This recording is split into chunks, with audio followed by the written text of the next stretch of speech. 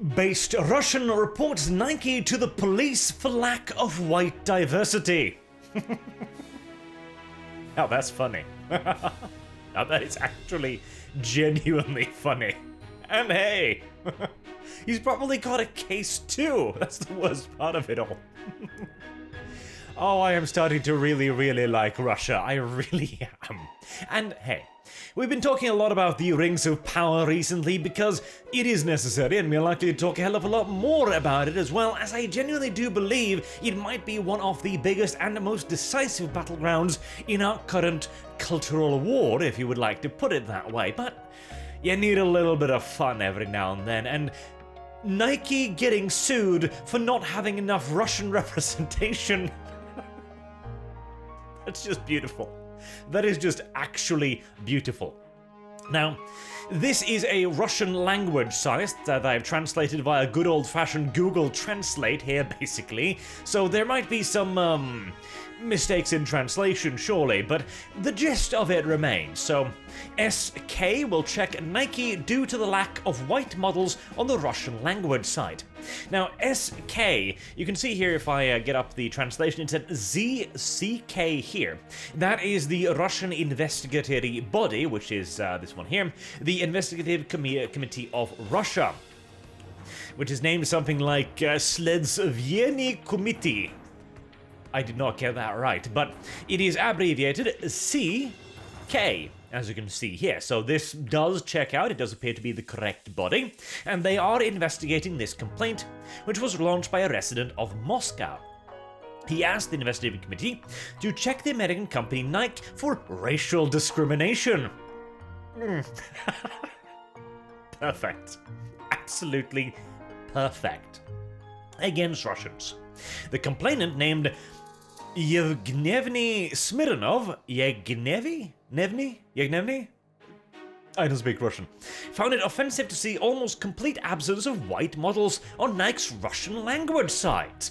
I would imagine, after all, as we have been told repeatedly, representation matters. We need more of this. Almost all the models representing the brand are either dark-skinned or representatives of the Mongoloid race. Once more, I suspect the translation is an error here. Don't eat me, YouTube. I'm just reading, okay? This is Google's translation. This is your parent company's fault. Caucasians, who make up the vast majority of Russian citizens, I would imagine, are practically not reflected. The company did not answer on what principles the models are chosen, after which the Muscovite turned to the UK, or, well, again, UK. This seems to be, again, a little bit of a translation error here, so if you see the original text, it says CK, the Russian investigatory body, so, just ignore that.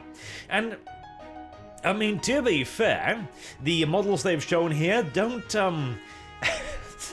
they don't necessarily look like the average Russian, I have to admit. Yeah, no, really. I can see how a Russian might look at this and think to himself, you know what? Representation does matter, and I don't feel very represented.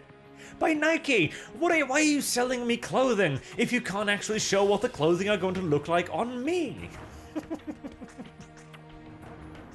He's got a point, doesn't he?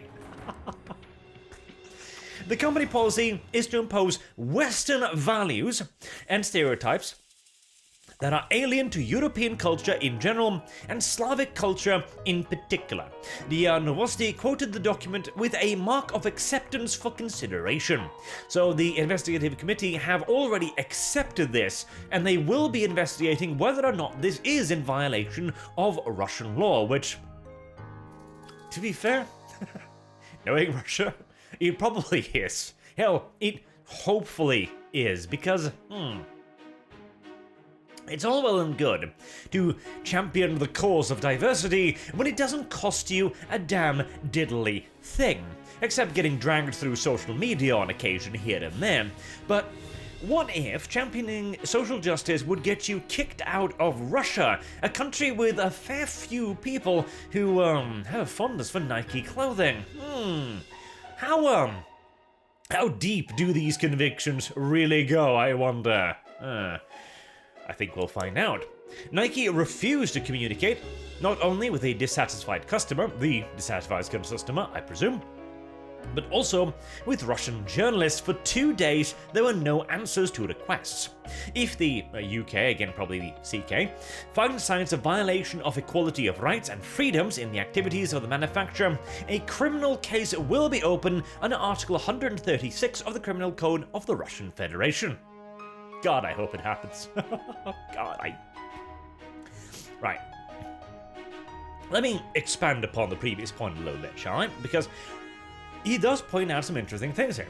The company's policy is to impose Western values and stereotypes that are alien to European culture in general and Slavic culture in particular. Not wrong.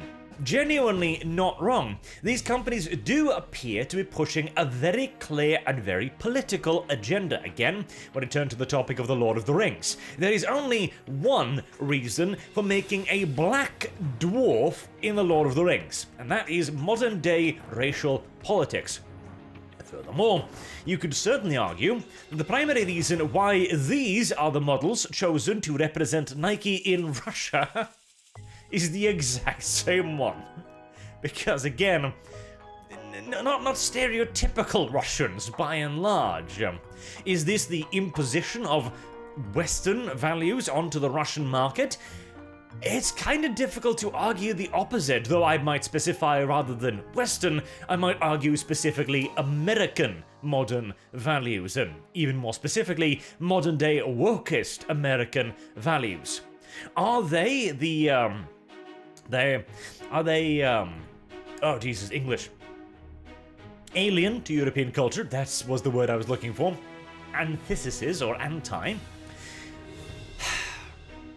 To a degree, absolutely. Now, America has always been a very multicultural society in many, many ways, and so having a more diverse approach over there might make sense. Over here, however, this hasn't really been the case until very, very, very recently. And you see this all the time in modern day media as well. Even in like Norwegian television commercials, you see entire families of black people enjoying classical Norwegian cuisine, and you're kind of sitting there like, I know what you're doing. I'm entirely aware of what you're doing. It's blindingly obvious, but it's a commercial. I'll watch it because you force me to, in between the shows I actually want to be watching instead. Thank God, I don't need to watch a whole lot of television anymore.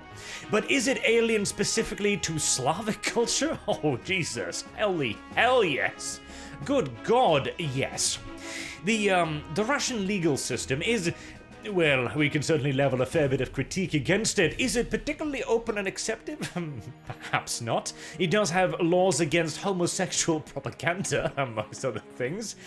I certainly think that it is not entirely perfect or entirely liberal, but nor is the West's imposition of American, again, values on the Slavic countries either. That's not liberal either. This definitely cuts both ways.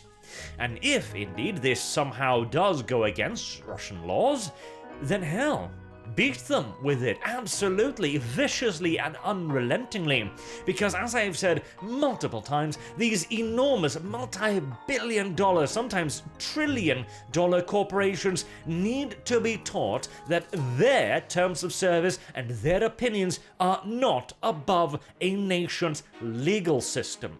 A nation's laws must always take precedence over a company's preferred way of doing business, unquestionably.